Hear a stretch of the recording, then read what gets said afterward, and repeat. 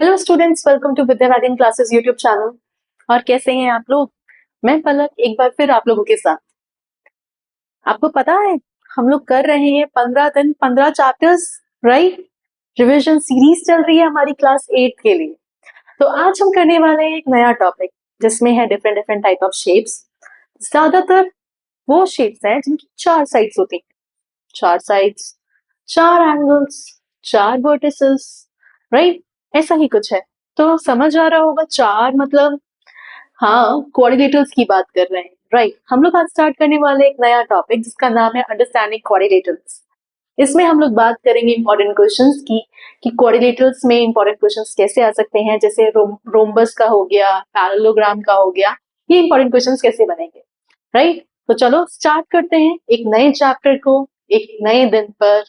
तो full of energy increase कर लीजिए। हम करने वाले हैं बहुत ही एनर्जेटिक टॉपिक, अंडरस्टैंडिंग कोऑर्डिनेटर। तो चलो स्टार्ट करते हैं। तो चलो स्टार्ट करते हैं अंडरस्टैंडिंग कोऑर्डिनेटर्स। अंडरस्टैंडिंग कोऑर्डिनेटर्स में हम लोग क्या करने वाले हैं, हम ये लोग ये बात करते हैं। तो चलो सबसे पहले ये समझ लेते हैं कोऑर्डिनेटर क्या होता है। कोऑर्डिनेटर, एक कोऑर्डिनेटर हमारा होता है 2D क्लोज पॉलीगन। एक पॉलीगन जिसकी 4 साइड, 4 वर्टिसेस, 4 एजेस, 4 एंगल्स वो होंगे, वो हमारे सारे पॉलीगन होंगे। उन सब का टोटल जो होगा, एंगल्स का टोटल जो होगा वो 360 डिग्री का है, राइट? तो यही हमारे पॉलीगन होते हैं। यही वही पॉलीगन जिनकी 4 साइड होती है उसे हम कोऑर्डिनेटर कहते हैं। ठीक है, क्वाड मतलब 4। Okay, next let's go with the important questions, क्योंकि हमें इसमें इंपॉर्टेंट क्वेश्चन करने हैं। इंपॉर्टेंट क्वेश्चन करेंगे तभी तो प्रैक्टिस होगी, right? Okay, find the sum of the interior angles of the polygon of a given number of sides by using formula n minus 2 into 180 degree। ठीक है, अब इसने क्या बोला है कि हमें सम ऑफ इंटीरियर एंगल्स निकालना है अगर हमारी साइड 12 है और ये फॉर्मूला यूज करना है, तो हम फॉर्मूला यूज कर रहे हैं। ठीक है, तो हमारे पास फॉर्मूला है n माइनस 2 इंटू 180 डिग्री, जहां पर हम n यूज करेंगे 12 को। तो 12 माइनस 2 इंटू 180 डिग्री, और ये हो जाएगा 10 multiply by 180, that is equals to 1800। तो ये हमारा 1800 डिग्री आ गया sum of interior angles. Okay, चलो ओके, हमें उसने बोला है find the measure of a regular octagon. Octagon, octagon वो होता है जिसकी 8 साइड्स होती है। ठीक है, ऑक्टागन वो होता है जिसकी 8 साइड्स होती है। इसने हर एक एंगल को निकाला। अभी लास्ट क्वेश्चन में हमने सम ऑफ इंटीरियर एंगल्स निकाला था, लेकिन अब इस क्वेश्चन में हमें हर एक एंगल का निकाला। ठीक है, तो each of regular octagon angle जो होगा वो होगा n minus 2 into 180 upon n। ठीक है, तो 8 माइनस 2 इंटू 180 अपॉन 8, तो 6 इंटू 180 अपॉन 8, और ये हो गया 3 into 45 degree, that is equals to 135 degree, right? समझ आया? ओके, चलो अब हम अगले क्वेश्चन पे चलते हैं। इसमें दे रखा है one of the angles of the parallelogram is 75 degree, find the measure of the remaining angles। अगर एक एंगल जो पैरेललोग्राम का है वो 75 डिग्री है, तो बाकी बचे हुए क्या होंगे? तो मान लेते हैं इस पैरेललोग्राम में कि ए बी सी डी ये पैरेललोग्राम है जिसमें एक एंगल 75 डिग्री का है। हमें पता है कि ए बी जो है वो पैरेलल है सी डी के, तो हम बोल सकते हैं कि angle A plus angle D, इन दोनों का सम 180 डिग्री होगा। ठीक है, क्योंकि ये क्या है, को इंटीरियर एंगल्स हैं। ठीक है, angle A was 75 degree plus angle D is equals to 180 degree, angle D is equals to 105 degree. तो इसी तरह से एंगल ए जो होगा वो एंगल सी के इक्वल हो जाएगा, और एंगल बी जो होगा वो एंगल डी के।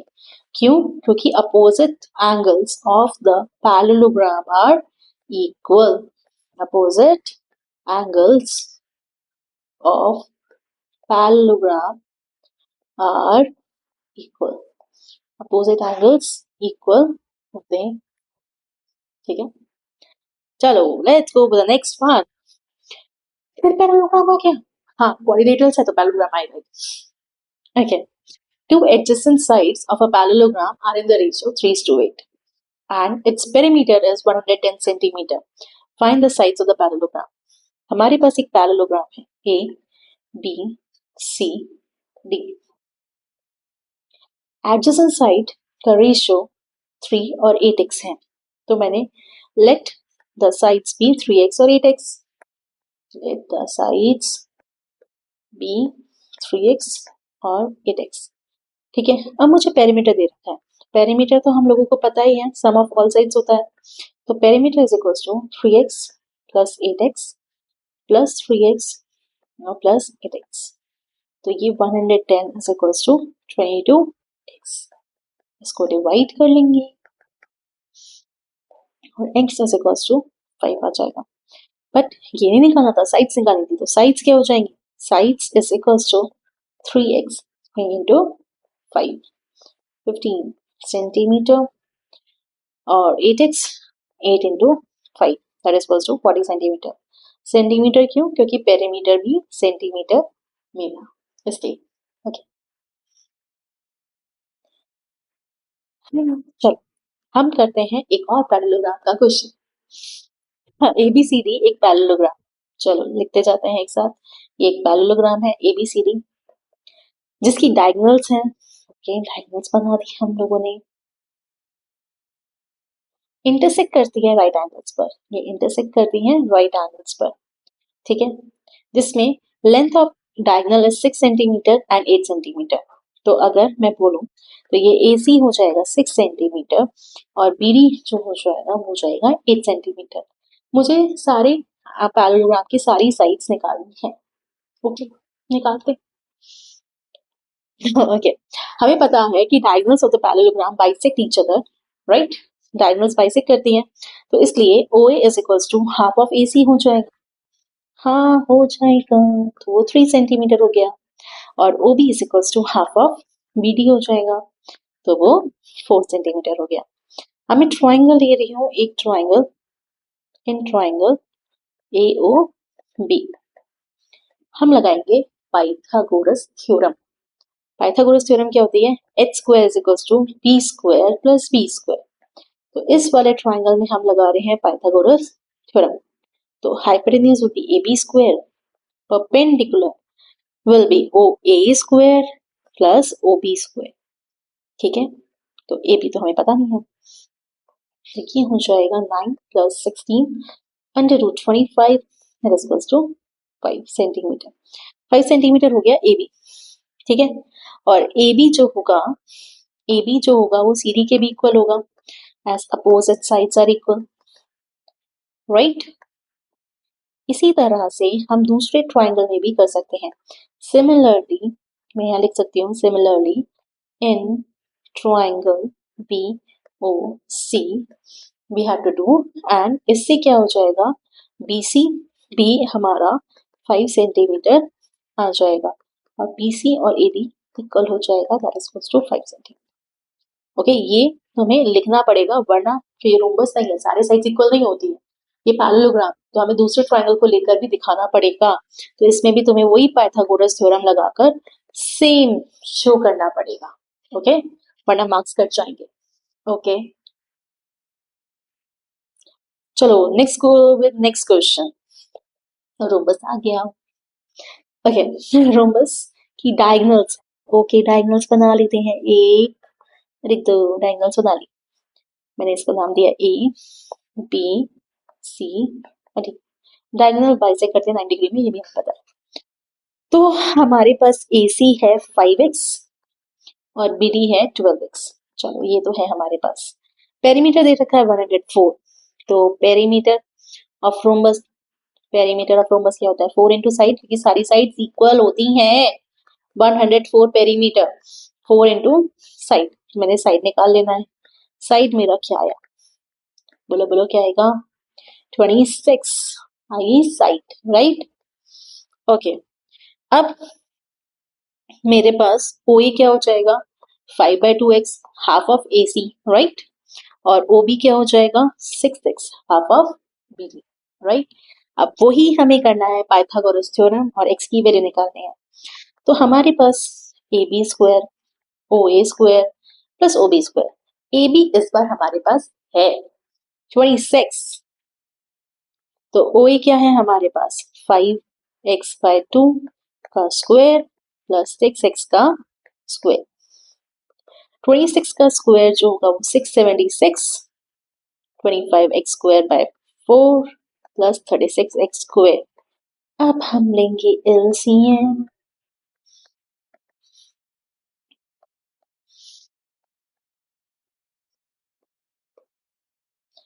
ये कितना हो गया, 676, 6 4s are 24, 4 28 30 0 और 24 2 704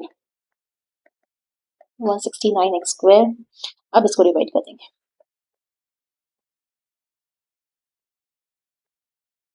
ठीक है। तो ये कटा 16 का, तो x square is equal to 16, तो x की वैल्यू आई प्लस माइनस 4, ठीक है।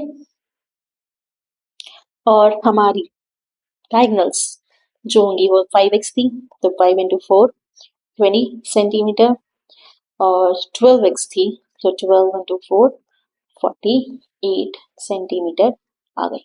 ये क्या है हमारी डायगोनल्स, ओके। चलो नेक्स्ट, चलो पैरेललोग्राम और रोम्बस से तो पीछे छूट गया। ABCD एक रेक्टेंगल है जिसमें DP और BQ परपेंडिकुलर है। चलो भाई ये 90 डिग्री दे रखा है हमें शो करना है कि ट्राइंगल ADP और ट्राइंगल CBQ इक्वल है, कॉन्ग्रुएंट है मतलब। तो हम लेते हैं in triangle ADP and triangle CBQ। पहले एक ही पार्ट सॉल्व करते हैं। हमें पता है AD और BC इक्वल होगा, क्यों होगा भाई equal, opposite sides of parallelogram, right. हाँ भाई हाँ, पैरेललोग्राम तो है ही नहीं मैम, कितना पैरेललोग्राम। हाँ तो रेक्टेंगल की भी तो इक्वल होती है, opposite sides of rectangle, okay. चलो नेक्स्ट क्या हो सकता है, हमारे पास एंगल DPA और एंगल BQC 90 डिग्री है, ये परपेंडिकुलर है, राइट। हाँ, और एक और हो सकता है एंगल DAP और एंगल BCQ, ऑल्टरनेट एंगल्स हो सकते हैं ना। हाँ ये तो पता ही नहीं था, तो मैंने बता दिया, राइट। ओके, तो triangle ADP congruent to triangle CBQ by angle side by AS से हो जाएगा, ठीक है। अब आप लोग मुझे कमेंट करके बताएंगे कि सेकेंड और थर्ड पार्ट कौन सी प्रॉपर्टी से इम्प्रूव होगा। तो ये मुझे कमेंट बॉक्स में बताओ, सेकेंड और थर्ड पार्ट कौन सी प्रॉपर्टी से होगा, ठीक है। ये आप लोगों को मुझे बताना है। चलो let's go to the next question. ABCD एक क्वाड्रिलेटरल है, ठीक है। हम ये बोल देते हैं कि ये A है, ये B है, ये C है, D है। नाउ इट इज क्वाड्रिलेटरल, ना रोम्बस ना रेक्टेंगल ना पैरेललोग्राम, कुछ नहीं है, तो हमें कुछ नहीं पता है। इसने दे रखा है कि AB और AD इक्वल है, BC और DC इक्वल है, ओके। मुझे पहले इन ट्राइंगल्स को कॉन्ग्रुएंट करना है, फिर परपेंडिकुलर करना है। तो पहले पार्ट में कर लेते in triangle ABC and ADC, इनको हम करेंगे कॉन्ग्रुएंट। AB और AD इक्वल है, हाँ, और BC और CD इक्वल है, हाँ, ये तो हमें गिवन ही था। और क्या गिवन है, हमें पता है कि एंगल AC और AC साइड कॉमन है, ये भी हमें पता है। तो triangle ABC is congruent to triangle ADC by SSS. ठीक है, राइट। चलो let's go the second part. इसके सेकेंड पार्ट में क्या होगा, triangle AOP and triangle AOD का। ठीक है, तो ट्राइंगल AOB और AOD का अगर मैं फिगर रफली, क्योंकि मेरी ड्राइंग तो बहुत ही बुरी है, मैंने यहाँ बनाई, चलो थोड़ी ठीक से बना ही देते हैं। ऐसे मैंने फिगर यहाँ बना ली, ABCD, ये सिर्फ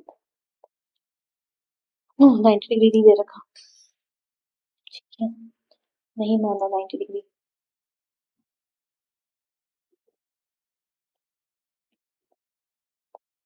ये और ये इक्वल है, ये और इक्वल है।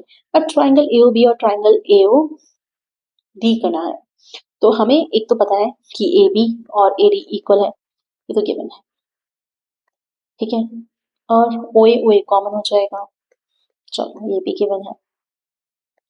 नेक्स्ट जो हमने अभी ट्राइंगल प्रूव किया था कॉन्ग्रुएंट, उसमें से ये और ये वाला एंगल हमारे इक्वल हो जाएंगे by CPCD, corresponding part of congruent triangles. ठीक है, तो angle BAO is equals to angle BAO is equals to angle